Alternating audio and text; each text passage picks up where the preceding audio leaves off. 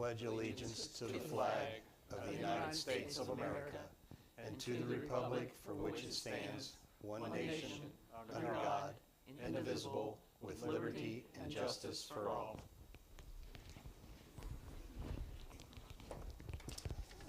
Call to order the Morgan Township Trustee Meeting, Monday, December 12th, 2022 at 7 p.m. Can I get a roll call? Mr. Brooker? Yes. Mr. Kolb? Yes. Mr. Huff? Yes. All right. Can I get a motion to approve? I think we have 3 meeting minutes to approve. Yes. Make a motion to approve the minutes on November 28th, 2022 for our regular trustee meeting. Second. Mr. Huff? Yes. Mr. Kolb? Yes. Mr. Brooker? Yes. I'd also like to make a motion to approve the minutes for a special meeting on November the 30th, 2022. Special meeting. Second. Mr. Huff? Yes. Mr. Brooker? Yes. Mr. Kolb? Yes.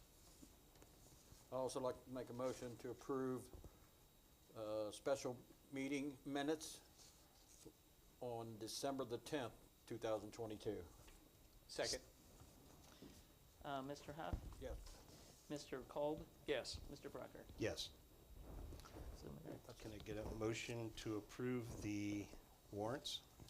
I'll make a motion to approve the Morgan Township Butler County payment listing dated 11/29/2022 through 12/12/2022. Payment number 770-2022 through 798-2022 to include 790-2022. Warrant number 11745 through 11775 for a total of $76,858.84. Second. Mr. Kolb? Yes. Mr. Brooker? Yes. Mr. Huff? Yes. So moved. All right, before I go to audience, we received a letter from a person that had a squad run on Thanksgiving Day. His son was here last meeting to thank the fire department and EMS services for what they did to his father, for his father. Now his father actually sent a letter. It says, "Dear Mr. Brucker, on Thanksgiving Day of this year, I had a situation that required the need for Morgan Township emergency medical team. I feel it appropriate to write to let you know my experience with them.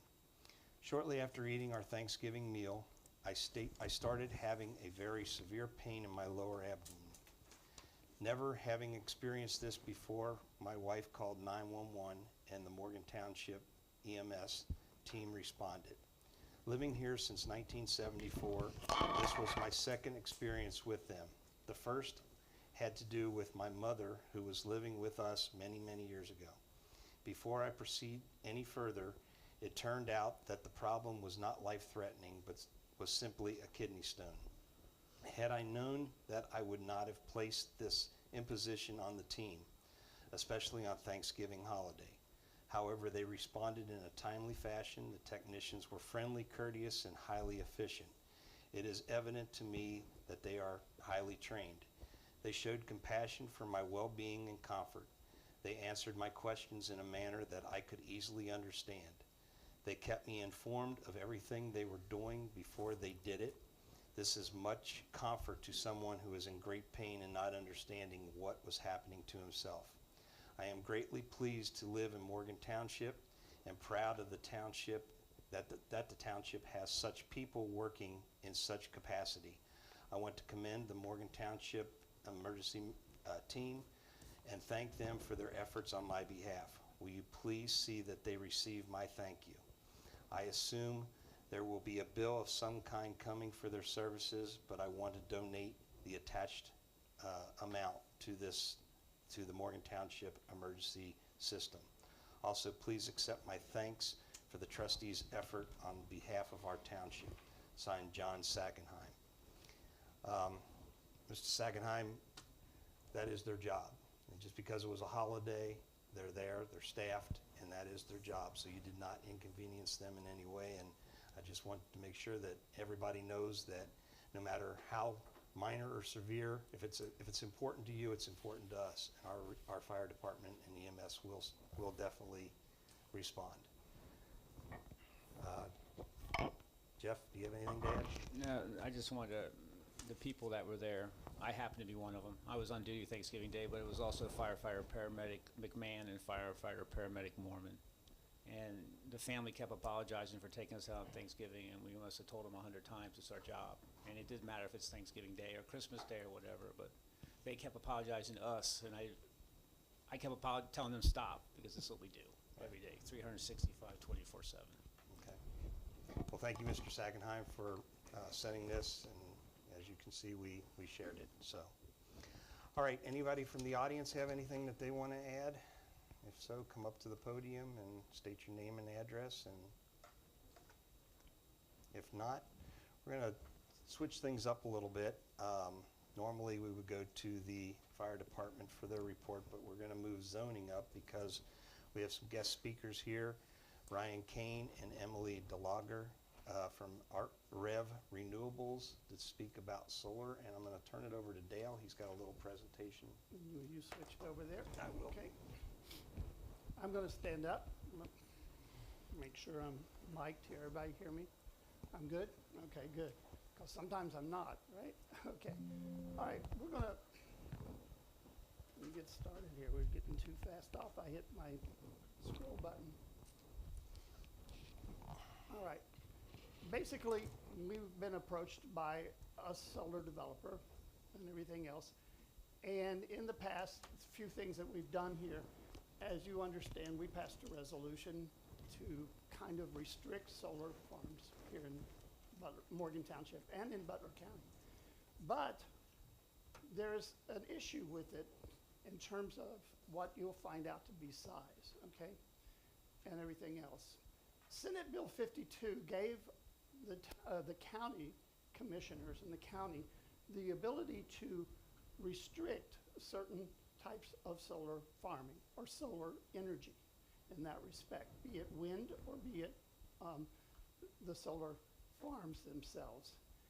And the Senate bill did this. It said that the counties could go ahead and basically they could be an economically significant wind farm, a large wind farm, or a large solar facility.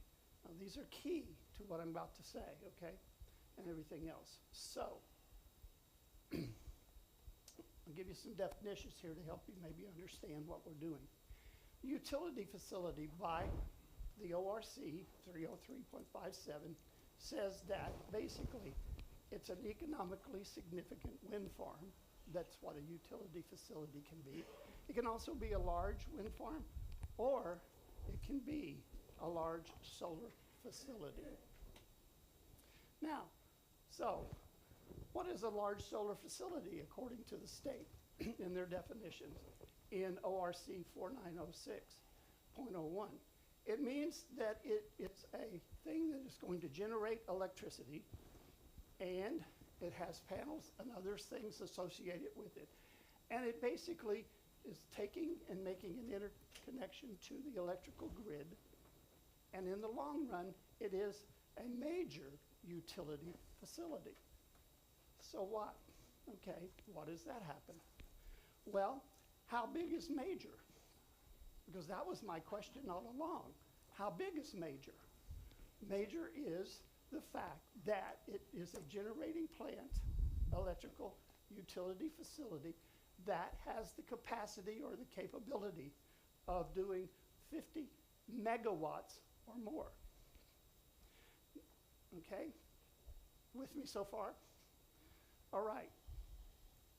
So, the Butler County Commissioners, they got together, talked about it, asked, and they went and asked, they asked the townships, what do you want to do?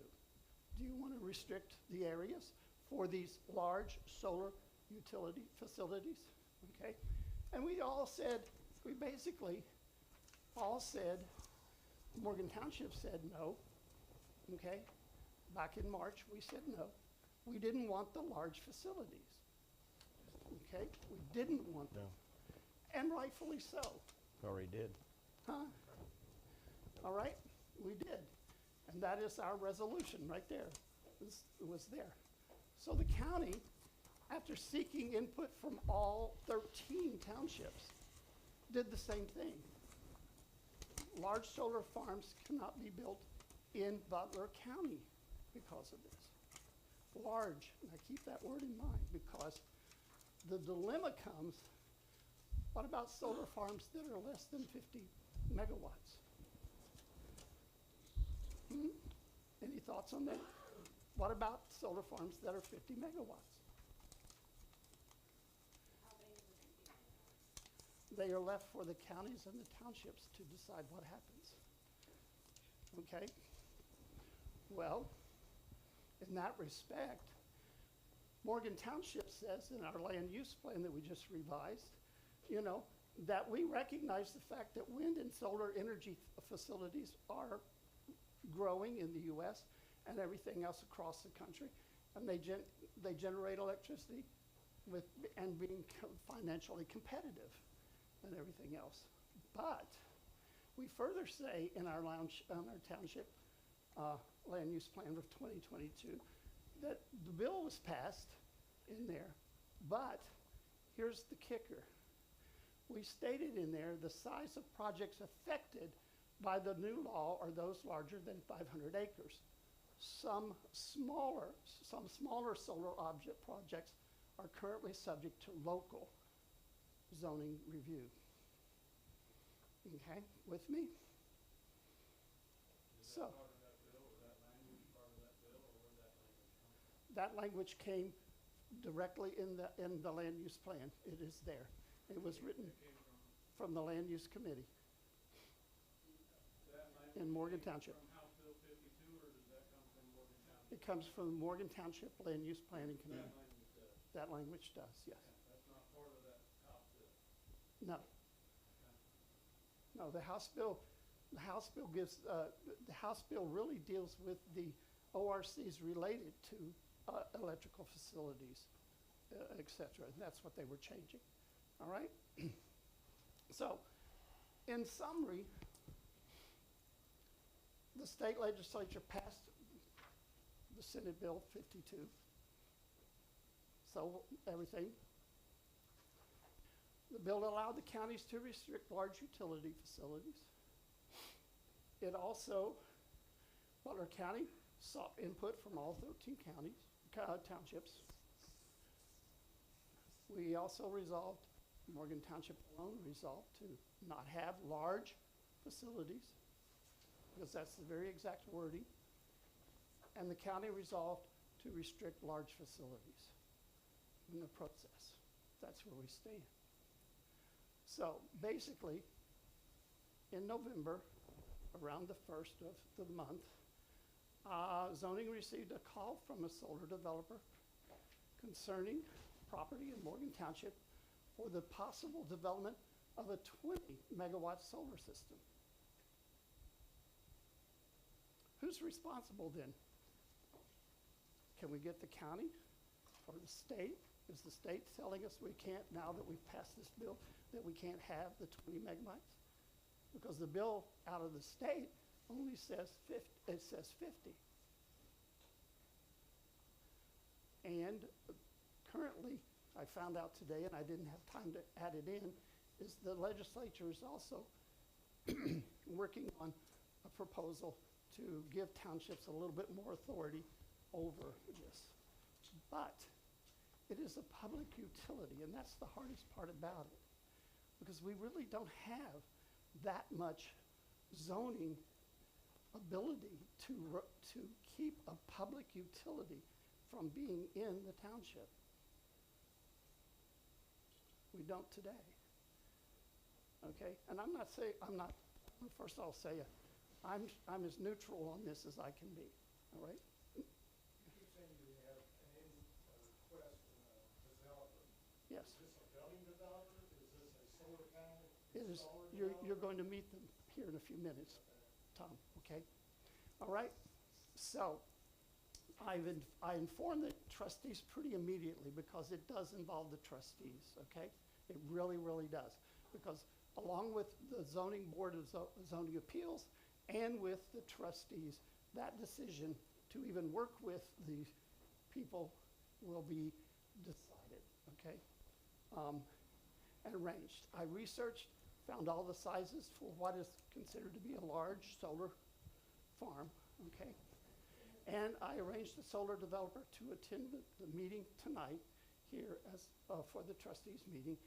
And I invited all concerned entities. I have Mr. Wolfenberger from Butler Rural, and would have had Mr. Fox, but I understand there's some things going on with Mr. Fox. He couldn't be here tonight. Mr. Luz is in the audience here with us. He is the resident who is talking to Duke Energy and Butler Rural about this, okay?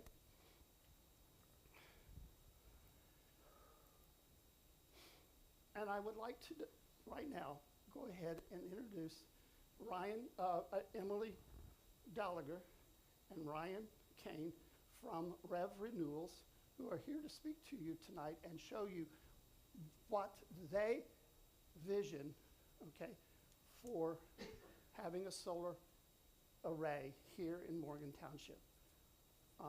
Please understand, as I've said before, this is not an approval night. We in no way will be making a vote on anything in terms of accepting it to come in.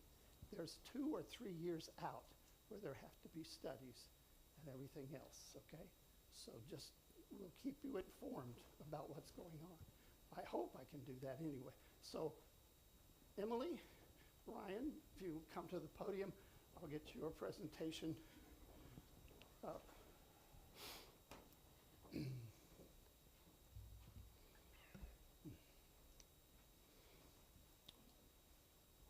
Are we on? Am I on? Yes. Okay. Yeah, you're on. Thank you, Mr. Marshall. I appreciate your running through and kind of level setting for everybody. I think that was a nice way to introduce what's, you know. Don't hit the roller or you'll roll through a bunch. It's a nice way to introduce why we're here today and what we'd like to talk to you about. I'm Emily Gallagher. This is Ryan Kane, and we'll introduce to you. So here's a short agenda on the PowerPoint that we're going to walk you through, and I guess our intros are on the back page. So anyway, I'm Emily Gallagher. I've been doing renewable energy development for approximately 15 years. I'm also a real estate attorney, and I grew up on a farm in northern Minnesota. Grew up farming with my father. He just retired at the age of 80 this past year, and so I'm very familiar with the rural landscape and, you know, farming and agricultural communities, and have been doing renewable energy, like I said, for the last 15 years. And I'll say, Ryan Kane, 20 years of engineering experience in PE. You want to grab that mic right there if you want, you can just pull it out if you don't want to keep it in the stand. Just make sure the green light's on. There you Better, go. sorry. Okay, thank you. Okay, I apologize. Ryan Kane. I live in St. Louis, Missouri. I work for Rev Renewables. About 20 years of engineering experience. I'm a licensed PE in Ohio. And as Mr. Marshall said, we're here, pretty soft opening tonight. We just want to make introductions, get to know our face, get to know your faces, you get to know our company, for what will, like you said, be a pretty long process of the next 3 to 5 years in reality. We hope. Let's put it that way. We hope. And the way we see it, this hopefully, like I said, is just the first of what will eventually be several stages or gates that we have to go through with the township. And So- really what we'd like to do is just tell you a little bit about solar development, how it works, and why it takes as long as it does. And like Ryan said, an introduction. And so, we we'd like this to be a conversation as well as we go forward. A little bit about Rev Renewables. We were started last year in 2021 by our parent company, LS Power. LS Power has been in the energy industry for approximately 31 years. They started as a transmission company and then grew to have natural gas facilities, coal facilities, you know, a lot of asset classes as it relates to power generation and power transmission. LS Power is an American company, as is Rev Renewables.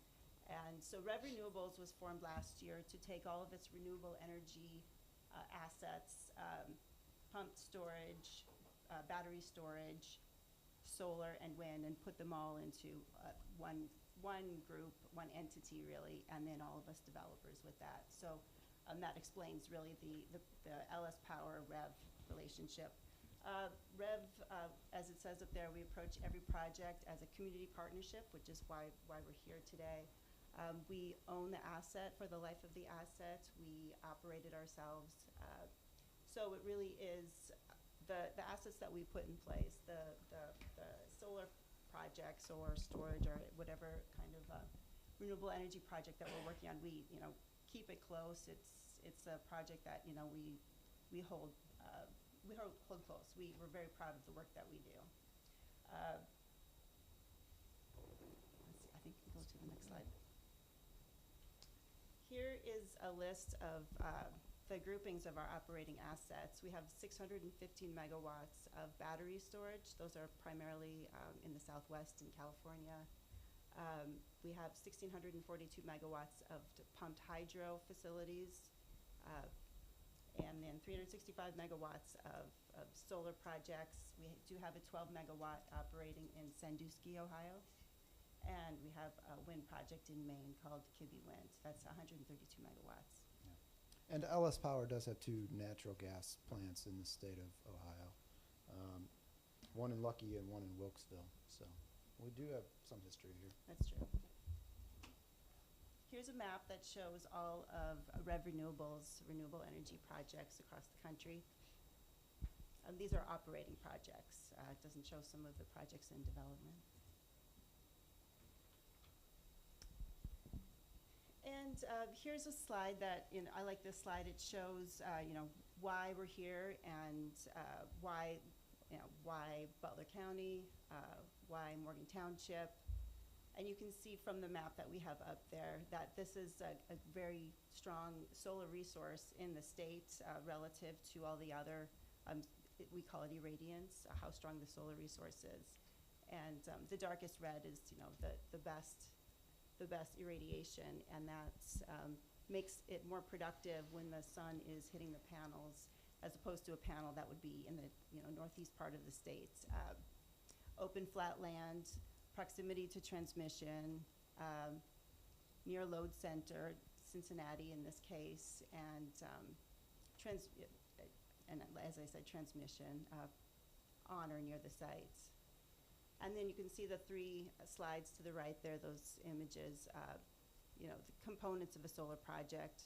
Those are driven panels on the left, Driven piles. Driven piles, pardon me. Driven piles on the left, panels on the top right, and then inverter, transformer, and switch gear. That's inverter package. You have one of those approximately every 4 megawatts per project. So now we get to the specifics of this project in the township. We've named it Spirit Brook Solar. Spirit meant to pay homage to the distillery that was there previously. This shows the map. Well, you all are more familiar with the property than we are, certainly. It's about 152 acres. Mr. Luce owns it. And if the project goes forward, Mr. Luce will continue to own it. We'll pay him lease rates. The co-op has a substation in the northwest corner, and Duke feeds power into that substation, and then it goes out from there to customers, you all, your homes, businesses. Tentatively, the project size is 20 to 30 megawatts. We're just starting the application process, and what'll nail that down is 2 things. One, it's land use, how many panels and where can we put panels on the site. And a good way to think about it easily is wherever you can farm, you can typically put a panel. That's a good mental, correlation. And then the other side of that is what we call the interconnect with Duke and with the co-op. And there could be limits to how much electricity that we generate could be injected into the system. So there might be restrictions there. Also, as kind of a rule of thumb, it's about 5 acres per megawatt. That, 5 acres where you could put the arrays. Yeah, right. So this gives a good layout, and one thing I do like to point out of this site is you all know the majority of the homes and people are on New Alert London, so they're on the north side of the road. That makes it possible for us on a very easily obtainable scale to kind of screen the project because there's fewer receptors on the south side of the project or east or west of there. I just think about that as we move forward. That's project basics. Now, some of the things that affect the community, these are some of the benefits. 20 to 30 megawatts equals quite a few homes, and that's not a big solar project from the definition, right? We're not large, but at the ground level, you are removing a lot of electricity that's typically provided by fossil fuels. So, we're making small steps in the right direction. A project of this size is about $30 million. That's a pretty significant investment, not just in project capital, but also the local labor force. It creates quite a few jobs and costs. There's real benefit here to the local workforce. And one other thing I'd like to point out, like during construction, hotels, restaurants, gas stations, hardware stores, those kinds of, all the community really does get an economical boost through the construction of the project. And there is, a significant increase in property taxes for a property like this. It's far too early to make any kind of financial predictions, but if you just mentally say a $30 million project, what does that mean for tax revenue? It's a lot. The state has regulations on the books about how certain assets of the project are converted to value and then how that's taxed. And the state You hold also your has mic up a little bit. And the state also has, through the economic development office, there's an option for a payment in lieu of taxes program where we basically agree to make payments as opposed to tax configurations. Again, it's too early to go through all that, but those options are available. And then, maybe if you're a resident, those first 4 bullets don't mean much to you, right? Maybe it's this last one that really begs some real consideration. The property is zoned industrial, and we feel that a solar project really is a very good low-impact use of industrial property. Very minimal traffic, minimal noise, minimal lighting, no air emissions, pollutions, things like that. So as we go forward, we'd ask due consideration of that point and some of the alternatives that could be developed at the site. Think about that. Think about what kind of company Rev is, and our relationships that we have with communities that we work with. So, wouldn't. Yeah, we pay the tax. Yes, right. So your personal property tax is based on how much the property is worth and all the equipment and assets that are on it. If we get to develop this project, that number goes up substantially, and then we get taxed on that, and we pay the tax every year. For how long? Our project plan would be to start at 25 years and then hopefully go beyond that. So we'd be paying that a whole time. For the life, We- right. we- So we she's pay the- asking if it's for the life of the project. Yes. And many things to be determined, but the life of the project. We right, pay right. taxes, yes, our company. Well, depending on how it's structured. Sure. Yes. But the Can we difference hold the being, questions until they finish? the difference between, an ag rate or, whatever the rate of the use that's being paid now versus the more intense use, you know, of that, the more intense use, it would be a higher rate, you know, significantly higher to the township and the county. We typically do get a lot of questions about health and safety issues like that. For a solar facility, they're really quite minimal concerns. We do work with your local EMS fire to give proper training on the proper level of response. That's part and parcel with every project we do. There's always concern about what happens at the end of the project. It's pretty much universal now that we post a decommissioning bond with the local jurisdiction that covers the cost for removal at the end. And the land is returned to its original Right. state. The bond covers restoration Right. to its And current state. we're obligated to landowner to Yeah. Mr. Luce to perform that Yeah. by our agreements. So the big thing is, what are the actual physical steps to get from where we are today to hopefully a viable project in the future? I'll talk a little bit about number 2. That's where we work through Duke and the local co-op to make sure that our project fits into the grid as a whole. That is by far the longest thing. That's going to take 3 to 4 years of studies and engineering reviews and things like that to get to the end. So while we're going through steps 3, 4, 5, and 6, hopefully all of the step 2 is continuing on in the background. I will say we don't have dates on here because we're so unsure. And step number 2 in that interconnect study is such kind of a vague process that we're just, I don't want to present dates that they don't come true. In reality, we'd be talking about, if everything moves according to plan, everything is accepted, 26 or 27 before any type of groundbreaking in reality. There's a lot of work to do ahead of that in studies, meetings, approvals, permits, but to see some physical activity, the reality is it's that far out. So our meeting here is a little early, but we did want to just, you know, be forthwith, make introductions, and kind of level set where we're at and where we'd like to go. And we like to do that where we develop, you know, it's important for us to make ourselves known. I know that sometimes certain developments might pop up in a community and folks will say, I didn't know anything about that. So we like to be out early and say we're here and you know, here's a face and some phone numbers. And if you guys have questions, we're happy to answer any of them. But yes, this is it's very early stage at this point. And not every project succeeds. We certainly hope that this one does. We think this is a great project. We like the zoning. It has all the attributes to make a great project, but it's very early. Okay. So we've introduced our team already. Our contact information is here.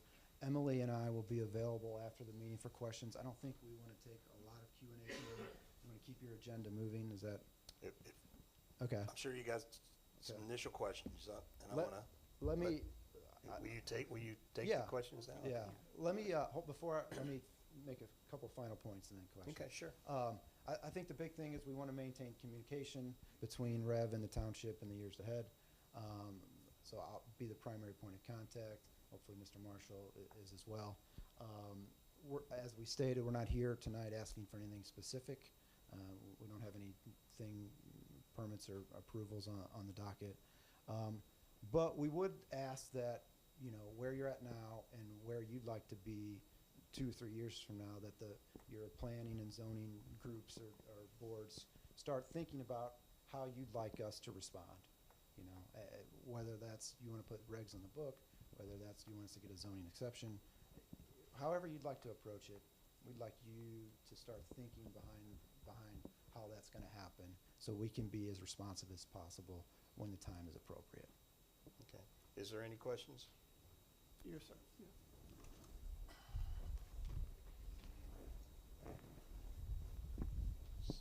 Your name and address, please. Steve Schulte, 1449 North Wind Road. One of my questions is, Up to your mouth, Mr. Schulte, please. It's on. okay, There you go. are you guys gonna post a bond for the closure of this thing? Yes, that's, the decommissioning bond is the bond that we would post. Okay. Question to the zoning inspector here. I got this House Bill 52 on my phone here, and it says economically significant or large solar farm. I don't understand the 500-acre deal. Well- Economically significant is something that's gonna pay somebody something. If I may, no, I've got my mic on, okay? If I may, Mr. Schulte, the biggest thing here is this. Right here, I have printed out and put in red exactly what the ORCs say that we have to follow as far as the state of Ohio is concerned, all right? And it does say a large wind farm and a large solar facility have the same meaning, okay? All right, it also talks about economically different. And if you look at the wording in our, don't have that here, but in economically, economically goes to the large solar, to the large wind farm, okay? You can go back to my slides. An economically significant wind farm, a large wind Wind farm, farm. or a large solar facility. That's right. It doesn't say economically about the I solar think it facility. includes all of them, No, it does not. It's two different things, okay? all right? It's two different things from what I understand. But Okay. you're welcome to take this and everything too, okay? I'll give Okay. you that. Those are the ORCs that we go by. Also, go Another ahead. comment I'd like to make to the trustees is that, am I speaking into this okay? Yeah, Is that the trustees ask the commissioners to pass this resolution to prohibit these solar farms throughout the county, okay? Out of 13 townships, Lemon Township was the only one that objected to banning these facilities. So I think the people have spoken. I think the majority of the people in the township don't want this. The commissioners voted, and in their resolution, they said they wanted to do the will of the trustees because the trustees are the closest to the people. That's in their resolution. So I really think that the trustees should think about this and think about what the people want before they decide to move forward with it. And that's pretty much it. Well, Steve, what I've talked about already was, according to Dale, we had a conversation, and he said it was within the zoning's right, because the way the property is zoned, that they could make the decision. And I emphasized that no, we have an ordinance that we've adopted through Butler County commissioners when we signed that and said we do not want these in our area, and that ordinance was passed by Butler County commissioners.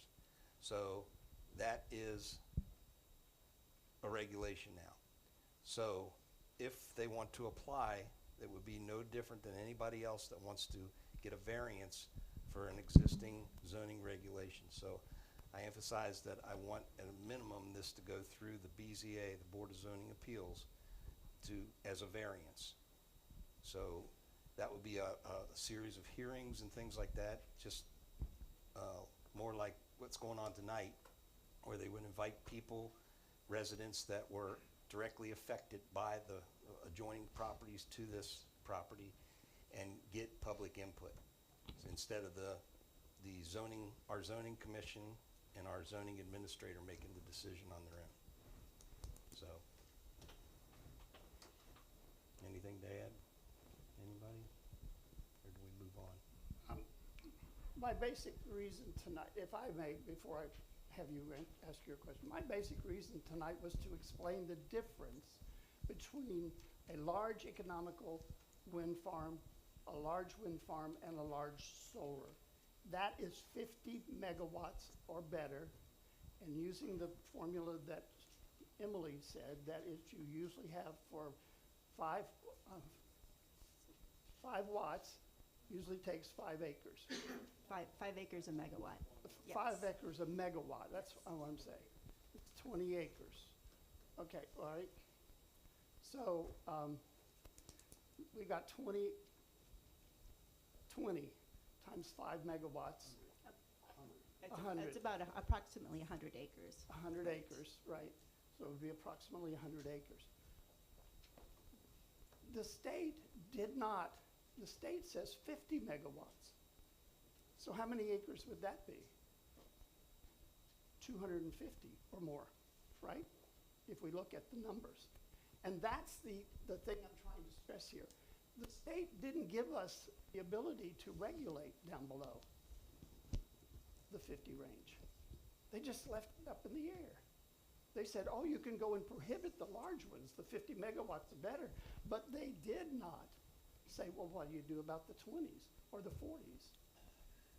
Okay? And that's why I tried to explain to you tonight that the reason why we are basically looking at it is that really we have to. If someone comes up to us and says they want to make a solar farm of 20 kilowatts or 30 kilowatts, I have to let them talk to me. We have to look at it, and the trustees have to look at it. The zoning commission has to look at it. The BZA would have to look at it. So I'm not advocating this. I'm just saying this is what we have to do in order to get through it. We could end up saying no 3 or 4 years from now, right? We don't. Do we want to do that? Okay, what was your question? I'm Petra Rising, 4071 California Road.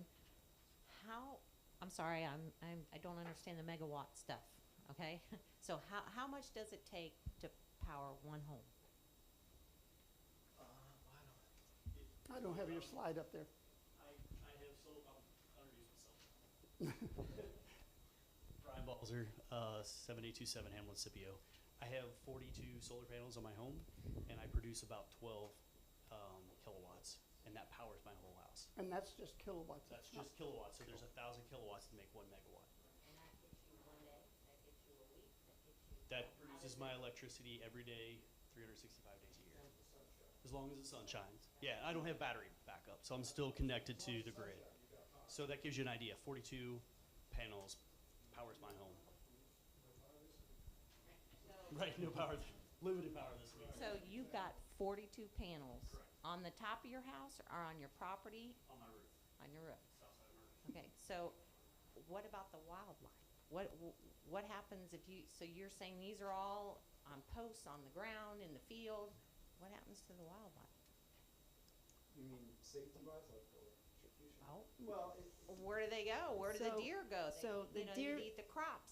There are no crops. There's no grassland. It's all No, taken over. typically we would seed the ground into a natural seed, a low-growth natural, a native seed. So we would have it may be clover, it may be something that's natural or native to the region. We would work with a local greenhouse, and we would want it for that to be low growth. A lot of times, these solar farms will be like a lot of quail will find that they'll nest under the panels. There's a little bit of protection there. It's good pollinator habitat. Yeah. So it's not that it's all wildlife is gone, it might be a shift, you know. Yep. Most things are going. It's all fenced, of course, but a lot of avians will come and go. We have heard of deer hopping in and out, but there's not a problem with wildlife. It doesn't do damage to them. I mean, probably it is approximately 100 acres, so probably there is some woods on the land where there will be a lot of wildlife, but that would be fenced out of the project. So typically, the larger animals will go around it, the smaller ones will go through it, or even use it for nesting or habitat of sorts. The streams and the wetlands all stay, so they're still there. Like I said, the wooded property in the back, it's usually not worth our time to take it out, so it'll likely stay. Yeah. So then also, are your projects based on purchasing land or leasing the land? We do a combination. It's typically up to the landowner. In this case, it's a lease. Yeah. So Mr. Luce will maintain ownership throughout the duration of the project. Thank you. Mr. Luce, you have any comments?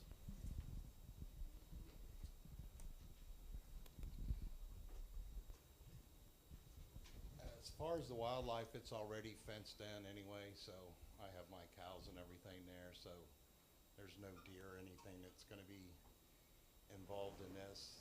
Like he said, would definitely help other animals. My other options is, it's M1 zoning. Do you want another Seagram plant there? That's my options to put there. Really?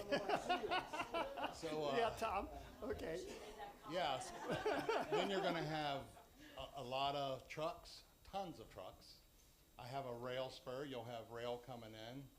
You'll have industrial lighting and industrial noise. I live directly across the street. In emissions. So I'm not a person that hasn't lived here for years. I own 1,000 acres in this area. And I've cleaned up farms that I've bought that's been a mess that people's let go, just like Seagram's was. My father and I spent hundreds of hours cleaning that place up, making it nice. So I live directly across the street, and I don't want to look at a concrete plan or an asphalt plan or industrial warehousing, and it all lit up at night, which I have the zoning to do, and that's what, if I run out of options, then that's where we're going to be. And I know my neighbors are with me on it. They're like, we agree, you know, and they're willing to make it look nice, put up some trees, and I think, you know, I used to raise quails and pheasants around here and turn them loose. That's who I am, you know. I just like doing that stuff to try to get them going.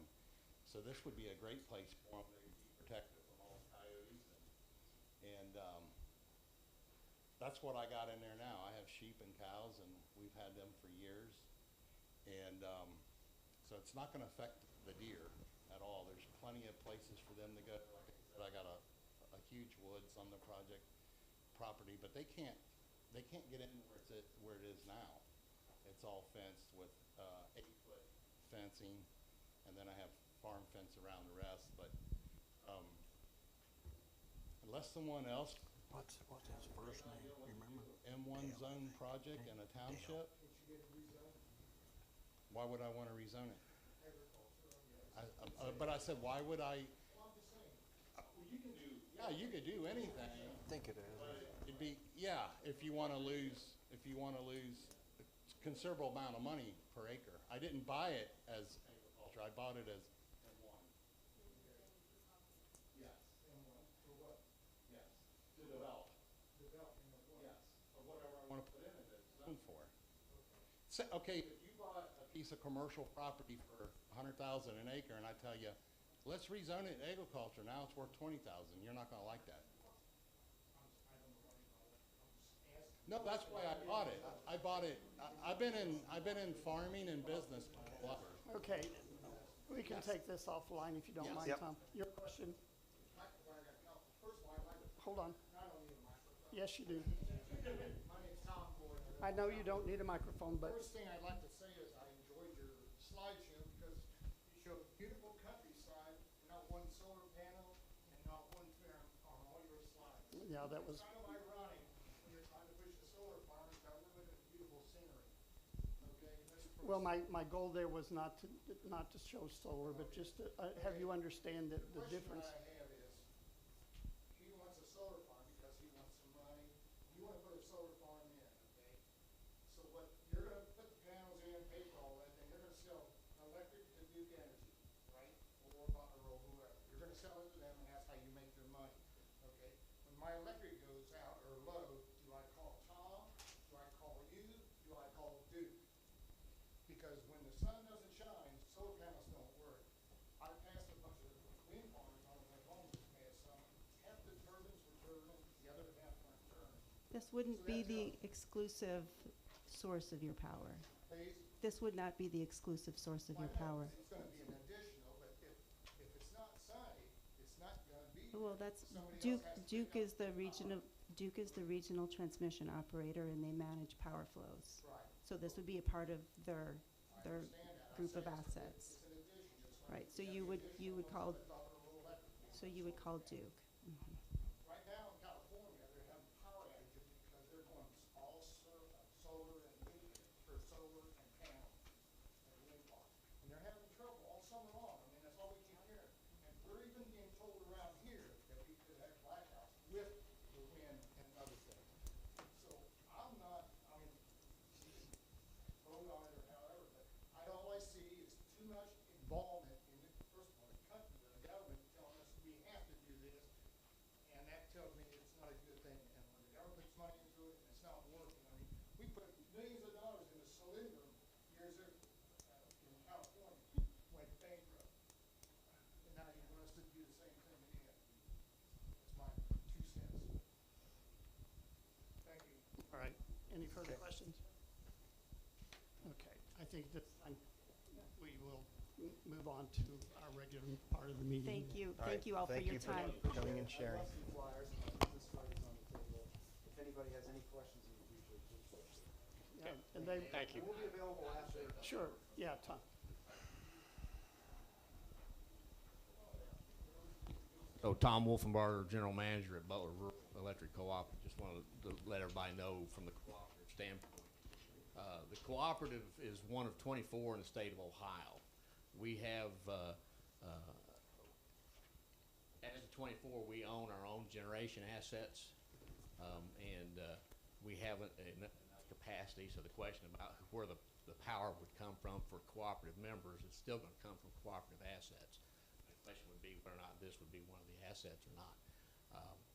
I believe, and I'm not trying to speak for Rev, is that they're looking at making this a project where they're selling out onto the grid at large in the market. So cooperative would have an opportunity if we needed market power to be able to buy from this, but not necessarily so. You know, we have a lot of sources for it. So from our perspective, just so you know, the substation that's on the property, it's the peak load on that substation is only 5 megawatts. It's only rated for 10 megawatts. So we've already had conversations with Rev about that. So as it stands right now, that substation will not handle the size of project that they're talking about. So we don't object to them connecting directly to Duke, which they may investigate that. Either way, I believe we'll be involved in the studies because we basically have 2 interests here: is that they will have some load for the facilities at night. It is in our certified territory, so we have an interest in serving the load that's there, just like we serve and have a responsibility to serve all the load in our territory. And our other issue that we want to have investigated, and I know Rev is aware of this, is as clouds go over one particular site, solar panels will cut in and out. So our concern would be, what's it going to do to our voltage scenario? And they will investigate all of that as part of these studies that they're talking about. So, and from our perspective, that's where we're at with it. And be happy, anybody has questions from the cooperative standpoint, please call the office and we'll be happy to talk to you about it. So, thank you. All right, thank you. Emily and Ryan, thank you very much, and Mr. Luz as well, okay, and Tom. All right, I turn it back to you. Moving ahead, there will be no township administrator report tonight. Before I get into the fire and EMS department with Jeff Griffith reporting, I'd like to make a motion to appoint Jeff Griffith, Assistant Chief, is the interim chief until we are able to interview and hire a new full-time fire chief. I'll second it. Mr. Brucker? Yes. Mr. Huff? Yes. Mr. Kolb? Yes. And I also like to make a motion to appoint Captain Andrew Browning as interim assistant chief until we get another fire chief and go back to a full-time assistant chief. Second. Mr. Brucker? Yes. Mr. Kolb? Yes. Mr. Huff? Yes. Motion carried. With that, Acting Chief Griffith, your report. Sure. Just three things, actually. One, we did list Rob's truck. It closes in 1 day and 17 hours, and we're at $3,810. So we beat our 2,000. So I think it'll go for 4,000, but we're at 3,810. Also, I have a Battalion 140 update. I talked to PAR safety today. It's going to be at least the first of the year or later. They have 40 vehicles ahead of it. They're pulling staff from the other PAR safeties in Columbus and Cyrus, Ohio to do them, but they said we're just in line. So it'll probably be January, not even the beginning of January before they get to that. So we'll continue as we go with that, but that's where that's at. The only other thing, I have two things. One is our January through November run count. We're up 27 from last year. We're up to 447 as of November 30th. 52 runs in November, which was near a record. Average travel time was 6 minutes and 22 seconds, and that's just a function of how far the runs are away from the firehouse. A minute 40 is our time out the door from the time the tones drop till we report to dispatch that we're out the door. And we made 3 transports for Ross Township. They made none for us, but the only 3, there's a lot of mutual aid because there was a lot of fires, especially a lot of fires in Ross, but the only ones that were transports were 3 for Ross, and 2 of them were during that day of all the fires, the Red Wing fire and also the fire in Birdland. So we backed them up. We provided fire suppression and also EMS coverage for them. And that's all I have on that, unless you have any questions about it. Is the school bus still back there? I haven't been back there for a Yeah. while. School bus is still back there. The school district, Devin, is trying to get us a title for it. Okay. They said we have a title. We don't have it. I talked with him. And Yeah. He said you guys have the title. Yeah, we don't have it. Oh, well. Yeah. I'll talk to him again. Yeah, if you talk to him again, but we just need a title, we can get rid of it. But we need the title. No junk place will take it without a title. They won't even take your car without a title, so they won't take it. So. Okay. You can apply for temporary, right? Yeah, they can replacement. apply for a replacement one. They just have to do it, and then we can get rid of it. Yeah, And then the money we would get from it goes back to Ross because it's really theirs. But we just need a title. Okay. We'd like to get rid of it because I know the park board, which I'll get to next, really like to get rid of that. So I have one PO for $5,411.25 to Motorola Solutions for encryption services. They came in, and that was to extend the life of the current radios till hopefully 2025, at least 2024. But right now, Motorola tells us 2024, maybe 25. So that kept those radios going, and they had to touch each radio to do that encryption service. So they had to bring 4 technicians in, and it's quite labor intensive. Good. So moved? Second. Mr. Kolb? Yes. Mr. Brucker? Yes. Mr. Huff? Yes. And that's it, unless you have questions of me. Okay. Thanks, Chief. Nope. Wanna go Park Board? I always keep going. The park board is not meeting this month because there's no permanent plan back from the human nature, so there's no sense in meeting. There's nothing to vote on because there's nothing there. We have a preliminary permanent master plan, which everybody likes. It's just we're still working with the donor to get the dimensions of the playground. And we've got another confirmation from the donor that that's going to happen. They just want what they want. And it's a little bit of a request because it's not a normal configuration for a playground. Let me put it that way. So the designers are working, having to get creative on meeting the requests of the donors. So that's still going on. We got that confirmation. We got a bid on what a permanent, or not permanent, but what a Rumpke is the only company who sells handicap accessible toilets, rents them. They're the only ones, so they kind of got the market. Yeah, and nobody else does. A couple of the members, we assigned it out, and they called around, and there's nobody else. So you're looking at, with the new fuel surcharge of $200 a month for a handicap accessible toilet. Whoa. With a ramp. So We can't make it handicap accessible, or is there certain things we can't do? Well, it's just wide. It's a certain width, and it has a ramp. I mean, you could do the ramp, but most of the cost is in the toilet, the structure of it. It's extra wide, and it has certain handholds and certain that make it ADA compliant. So that's what they're at. It's like $172, but now they add a fuel surcharge. It's at $200 this month if we were to get one for $200 a month. And that gets it serviced once a week and cleaned once a week by them. But I wouldn't trust the cleaning. You've seen how those things look. But anyway, that's what we got back. And now in January, we'll start exploring what it costs to get a tree put in with somebody and what a park bench, because we've had some interest in that. We've also had some interest from one township resident on making an end-of-the-year donation, and I don't know how much, but we have that set up. So we talked to them. They have that information, and hopefully that comes, well, they'll get it by the end of the year. So we have at least one donation coming, and we'll work on those prices on those other things as this kind of starts to gel. And we find out where to put the benches and the trees, because we don't have a final plan yet. So, and that's really it for the park board, unless you have other questions. Road Department, Rob is absent tonight. The only thing that he had was the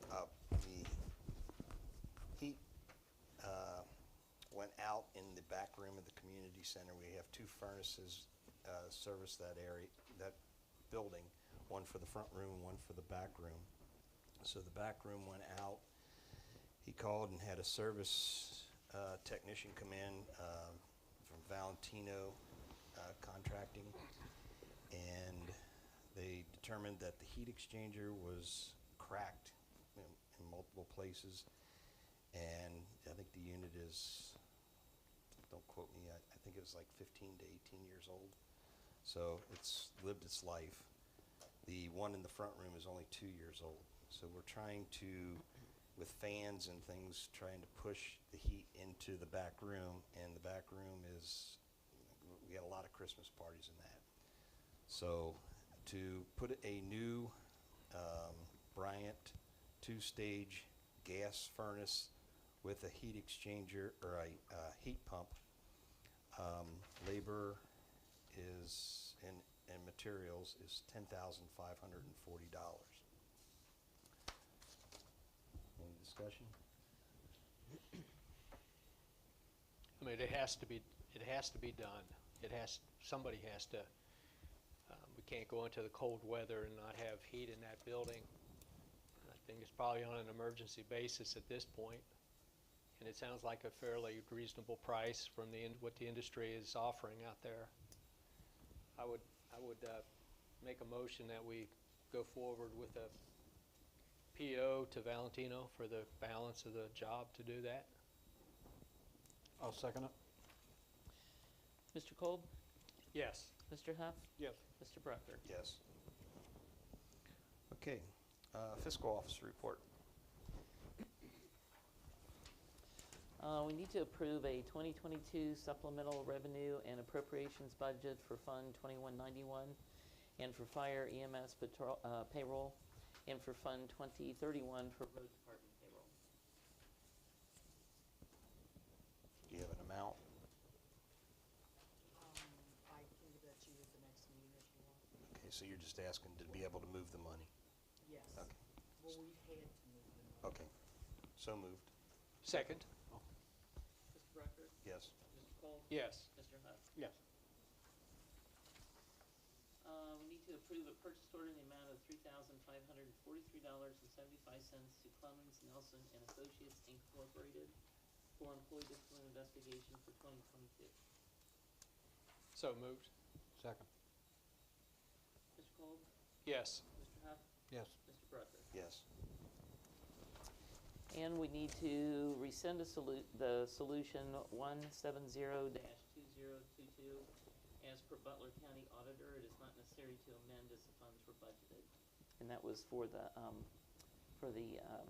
COBRA refund for the health insurance. So we're just rescinding that resolution? So moved. Second. Okay, Mr. Brucker? Yes. Mr. Kolb? Yes. Mr. Huff? Yes. That's all I got. All right. Darryl, do you have anything? Yeah, I did. I forgot. I contacted and was contacted by Sarah Glaub and she's the administrator at Kettering Health that that gives out she does the alternating drug and alcohol testing for our road crew. And I had to put down our new employee, Sean Galligan.